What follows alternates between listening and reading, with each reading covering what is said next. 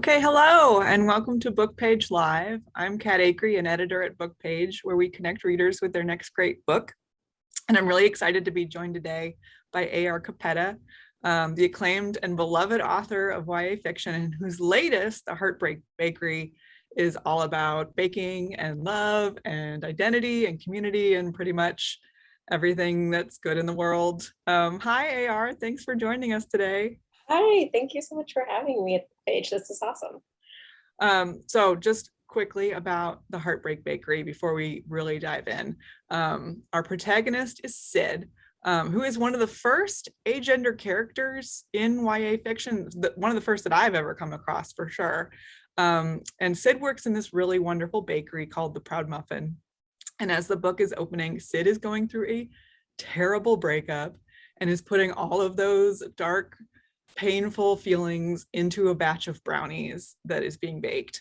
And then those brownies start causing like a cascade of breakups for all the couples that had a bite. And so Sid, joined with this new love interest, Harley, has to like bake more things filled with other emotions, and then to try to get all those broken couples back together. Super cute. And of course, all of the bakes that are in the book there's recipes in there, which I'm such a sucker for. And so I have to share that I did bake the Breakup Brownies. Here, I'm gonna show really quickly. I'm gonna move my. Oh, they look beautiful. They're pretty good. They smell amazing. I mean, it's really dark in here, but this is actually my second batch of them, because brownies are one of those, like, they go against all like normal baking intuition. Like, you want to bake a brownie and then you're like, oh, it looks done, and then you pull it out and then it's massively overbaked and it's terrible. Right. So You like, want it to be just a little bit like anything else you would call it underdone. yeah, Yeah. goo. You want a little bit of A goo. little bit of Like, gooey center, yeah. so my first batch was just like bricks, and it was like, oh, why is this isn't good? And then I was like, wait, yes, remember the episode of the Great British Baking Show where like everybody failed at making brownies? Yes. Which makes That me was feel the better. saddest day too, because Yes, they just kept walking around. everybody failed because Just it's sat so around hard. thing. Yeah. So I just oh, these have dried cherries in them. I just feel like I need to say that because I feel like that's one of the things that makes the brownies stand out, is these like tart little cherries. Love them. But I just wanted to know a little bit about the writing of the book, what, kind of what inspired it, but also why brownies to be the thing upon which this world turns. Yeah. The book was largely inspired by the time I spent as a baker before I was an author. And I was already writing a lot, and I was already spending a lot of my time thinking about stories. And it just naturally made sense to me that at some point I really wanted to write about baking. And I was reading a lot of food memoirs at the time. I remember the first one I found that I really fell in love with was one of Ruth Reichel's books, Tender at the Bone. And she includes recipes, and not just includes them, but kind of weaves them into the narrative in a way that I hadn't seen before that, and got really excited about that possibility of telling a story where the food really is part of how the book unfolds.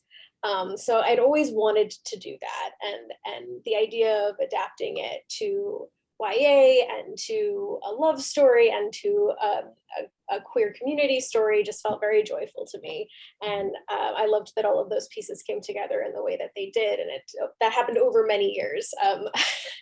And as far as the brownies go, I felt like it was just a bittersweet factor, because I love dark chocolate brownies, and that to me is the most bittersweet thing there is. And then you add the tart cherries, which is even a little bit more of a pop of that bittersweet feeling, where it's both the most delicious, but also kind of, like it's very, like, it hits you. Yeah. It's not subtle. Not subtle. Right in the jaw. I love it. There's this really wonderful line in your book. I'm just gonna read it. This is one of the reasons I like dancing or baking or anything where I'm inundated by what I'm doing, too busy feeling to feel wrong. Sid says this at one point, and I just feel like that so perfectly captures like the feelings of like being in flux while coming out or even trying to figure out what to come out as. And the way that baking provides like a space of caring for yourself and of cultivating yourself. Um, Tell me a little bit about what baking has brought you in your life. Yeah, that was very beautifully said. And I think that that's very much a place that it's been for me. It's a happy little safe space. And the book, in a lot of ways, is about safe spaces because the bakery itself is an LGBTQ community space called the Proud Muffin. And Sid's first relationship is very much a safe space where Sid gets to feel a lot of things and explore a lot of things and experience a lot. And then when that goes away, that feeling kind of goes away with it in some respects. So I think for me, baking has also been a way to, it's been a way to share something that feels very simple. And I feel like that helped me a lot when I was younger, when I was a kid, because I was always very much on the outside of things. I was always kind of like a loner type person, even as a kid, an outsider type person. And I didn't really always know how to tell people what I was feeling or to just like be in a space with other people. But I loved baking, and I could always bring a batch of brownies or a tray of cookies and feel like, okay, this is a way of sharing something. And I love doing it, and it's delicious, and I get to share it. And that felt really good. And it was definitely an emotional outlet too.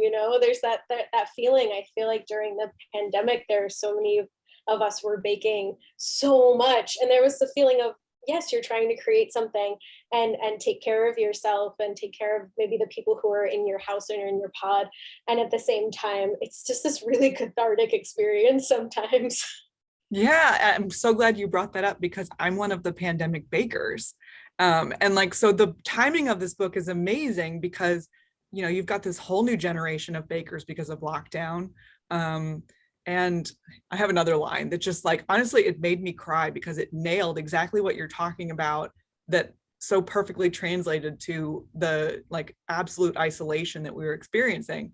The line is, baking is where we put our hearts when there's so much in them and we have to let it out. We put a piece of ourselves on a plate and hand it over to someone else. And I was like, oh my gosh, that's exactly what I was doing, because I couldn't see my parents, but I could like drop off a carrot cake and wave at them outside with our masks on. And like, that was a way for me to just be like, I love you and I can't reach you any other way, but like, I can make this thing and just give it to you and know that when you're eating it, like you have that from me. Yes, that's such like a real form of connecting, right, in that time. And even just with revising this book during the pandemic, I was trying to work on some of the recipes and refine a couple of them. And I was doing cupcake drops around my town to friends that I hadn't seen in months and months. And I could give them cupcakes. And then,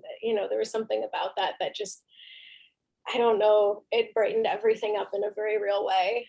And Yeah, it made it possible. what was your pandemic bake that was like did you have a go-to thing Well, that you love to make? it was carrot cake because like, so when I first started, my 2020 resolution, which is hilarious, was I want to learn to bake this year. And so I had purchased like flour and butter and like a couple ingredients thinking, okay, I'm going to learn to bake at some point. And then lockdown hit and no one had ingredients, but I did. I Yeah. was like, okay, I guess I'll learn. So I would just like Google things like pavlovas that I've never even had before, but I was like, what's that about? I'll make one of those. And I soon discovered that like carrot cakes are one of those things that like it's kind of a blank slate and like they're pretty easy to make, but like what is my favorite carrot cake? And so I just started like making a lot of carrot cakes. And it was a way for me to connect with my folks because my parents would like, my dad likes to juice. And so he would juice carrots, and he would make me carrot juice and I could make Oh, this carrot nice. juice glaze for the top of the Yeah, carrot cakes. It's like, oh, so good. that's fantastic. I love Yeah, it.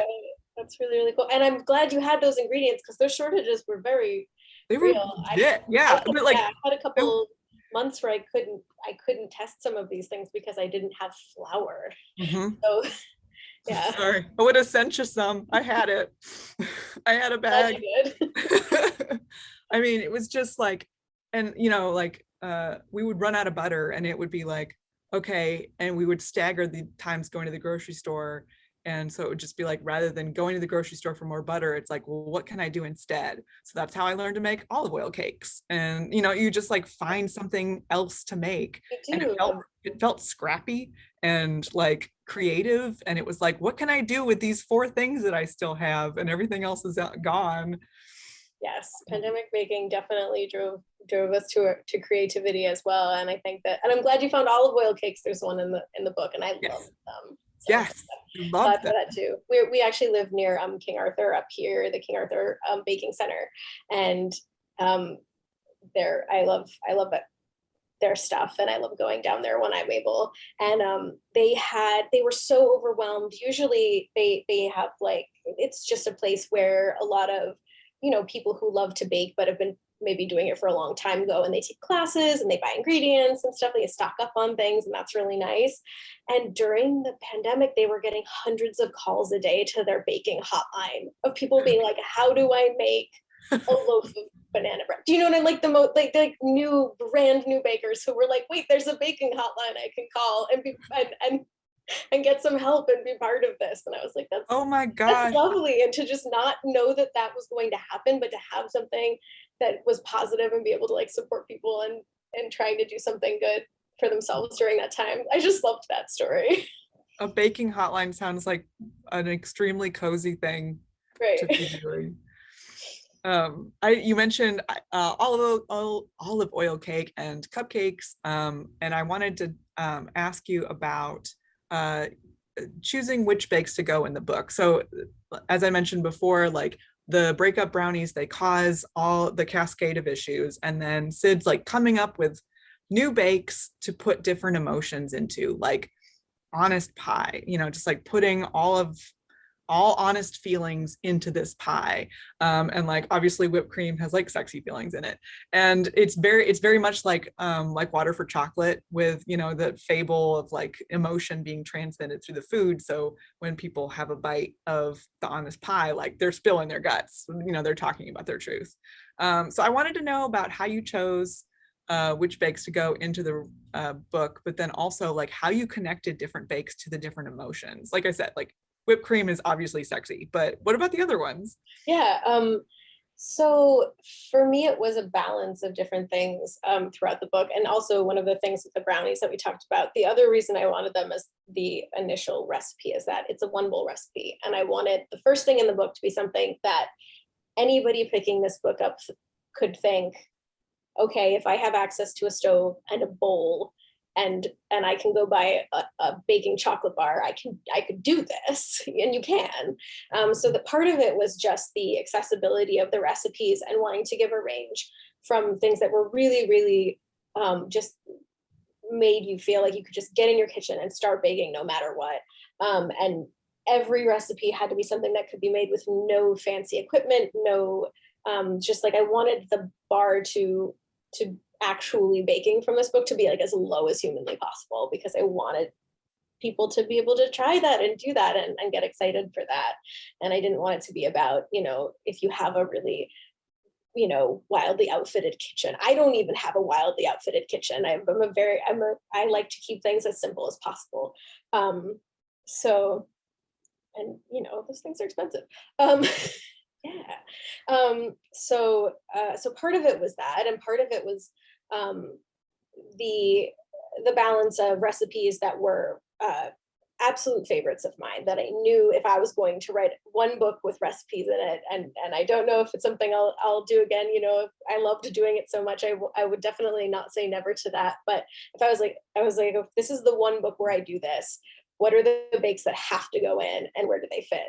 And so I had a couple that I was that were just sort of placed from pretty much from the beginning, because they're recipes that I've been working on forever.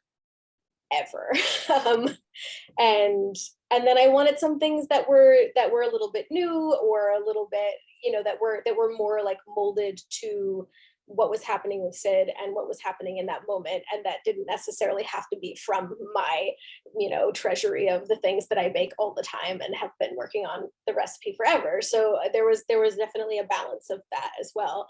But most of what it came down to were the flavors and feeling like the way that something about what is expressed in the bake feels like it matches the emotion, like you said. Is it a really like, subtle feeling, or is it something that just really hits you? Is it really, really sweet? Although I don't tend to do like the super over sweet bakes, but like, is it on the sweeter side, or is it something that has a lot more brightness and acidity and like a little bite to it? And is it, where does it fall? Like, what's the texture and what's the taste and all of these things, and how does it come together? And how does it actually bake? Like, whereas based on where Sid is in the story. So there were a lot of moving pieces, and there were only a few things I knew for sure going in. And one of them was that I wanted the agender cupcakes to exist at the end, but I didn't know what I wanted them to be. And actually, one of the hardest things was that at the very end, I was thinking about doing a recipe that was actually going to be proud muffins, and I could not decide for everybody else what that muffin should be. Like, I tested so many things. I did dozens of muffin recipes, and then at the end of the day, I was like, no, I'm too queer to decide what your queerness should be like. Like, I can't tell you what your proud muffin is. Yes. Whatever you want. Go figure it out. Yeah. Exactly. So I love, like, the Proud Muffin is such a special place, and it's like this community center for queer people in Austin, Texas. And there's so much love for baking in the book, but there's also so much love for Austin. So I'm in Nashville, which people are always making comparisons between Austin and Nashville, and mostly because all the places you love are disappearing and being replaced by tall and skinny monolith buildings with New York City prices, in the same way that people move to Austin because they just love South by Southwest. Like, people move to Nashville because they had so much fun at their friend's bachelorette party.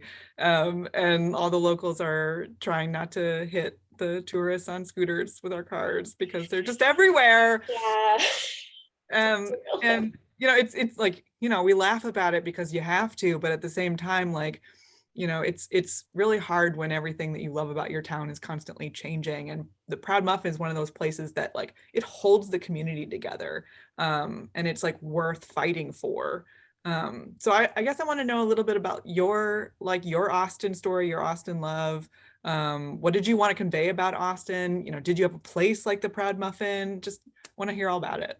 Yeah, I lived in Austin when I was in grad school. I was down there for a job, and I just was absolutely in love with it. And I was there, I think, at a time when that transition was really, really starting to hit in a real way. Yes, I think over time it had started to happen, but when I lived there, it still had a feeling like you were in a small town that's somehow also the capital city of Texas. Like, you live in your neighborhood, and you go out and you see people every day, and there are all these places that have been there forever, and that you start to feel like a part of this community really, really fast. And I felt embraced by a community there in a way that I hadn't in any of the other places I'd lived up to that point. Really ever. I think that's why this book had to be set there. I love where I live now, but it's the first place I felt that.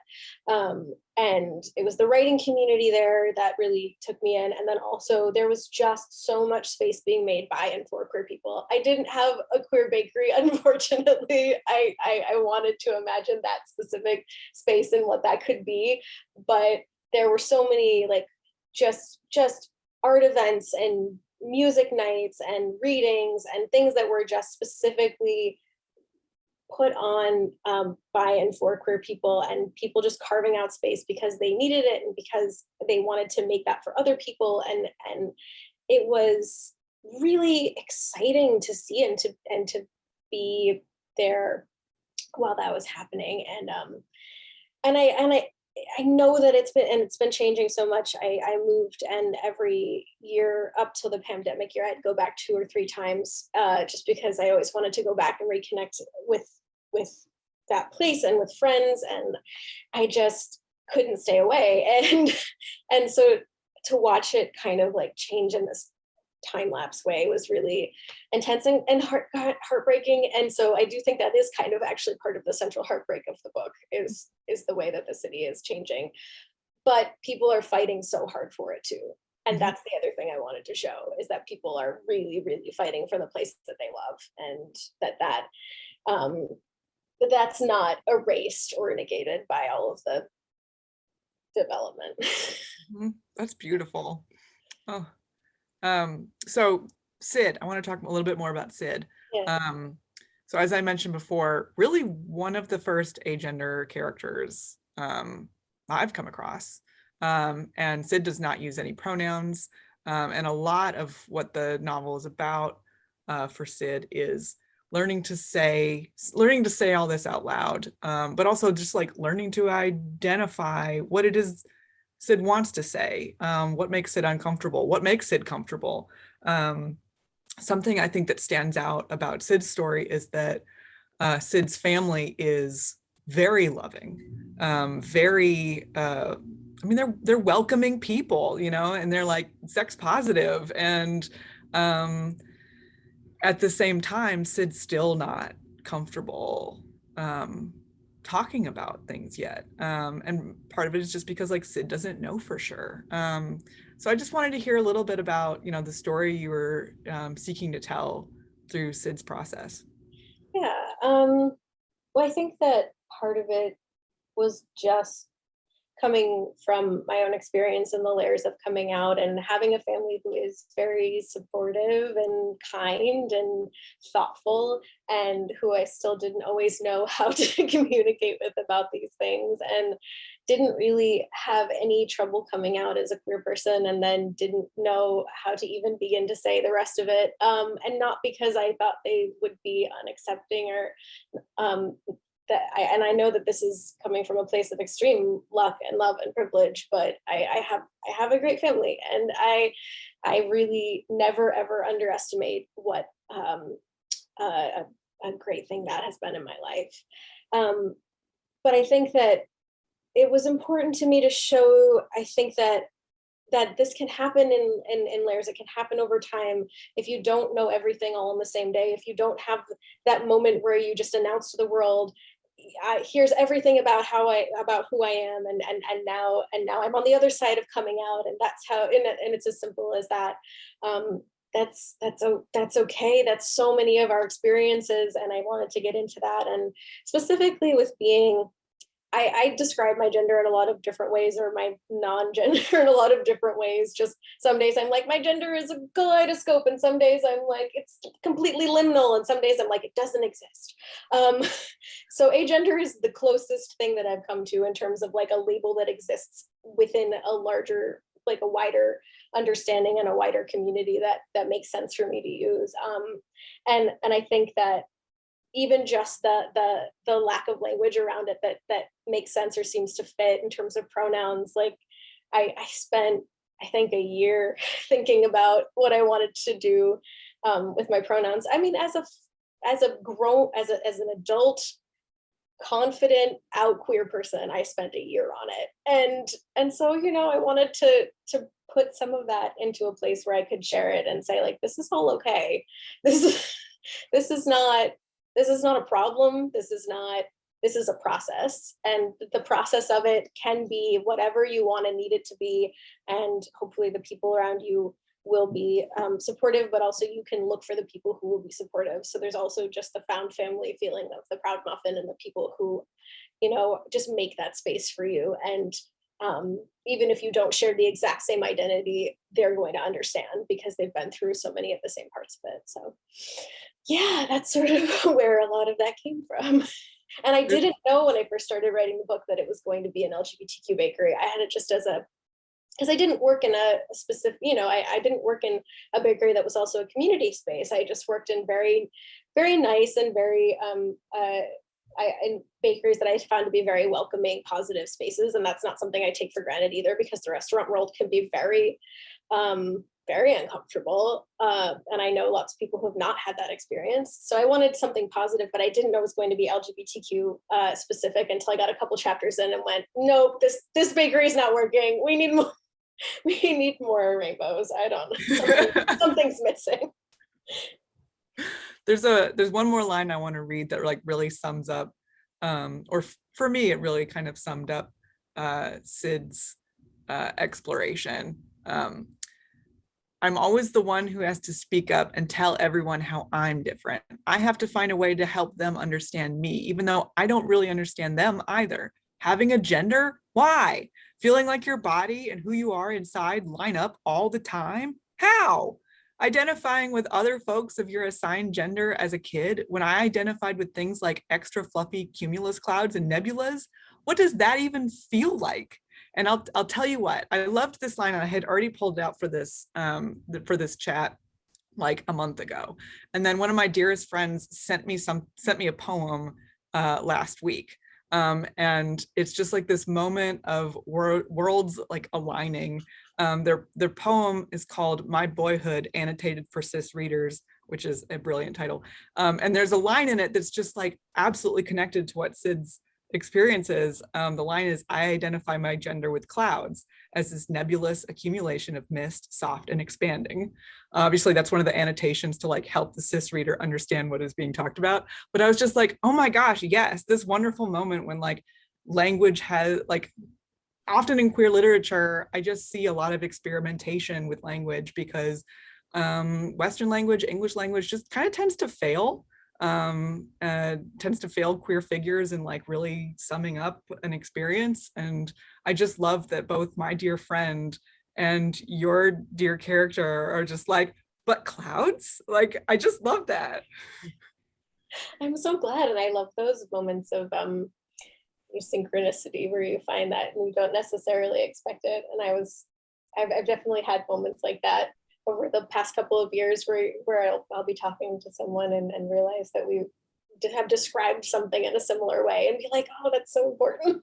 Yes. I don't know. It's yeah, and that's definitely one of the passages that just is very much the part of Sid that is me. So yeah. So I do also want to talk super quickly about Sid's relationship with Harley, because like as Sid is like trying to make sense of identity through clothes and the way other people are treating Sid, like over the course of the novel, we're seeing Sid become more internal and starting to ask questions with help from Harley, you know, how Harley is reacting to Sid and treating Sid, like helps Sid kind of see things in a new way. So talk to me a little bit about their relationship. What was important for you to show in their courtship, and what that courtship brings to each character?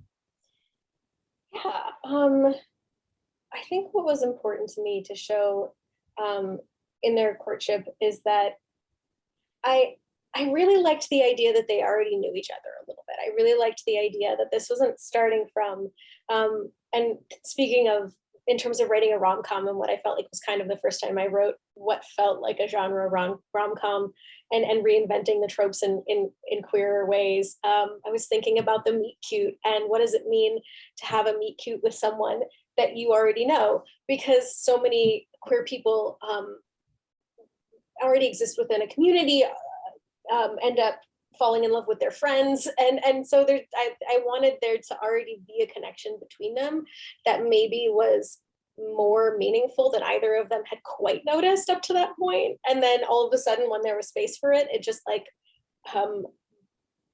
bloomed into that space. And so I had a lot of fun figuring out sort of the timing of when and how they noticed each other in new ways, or they got to know each other in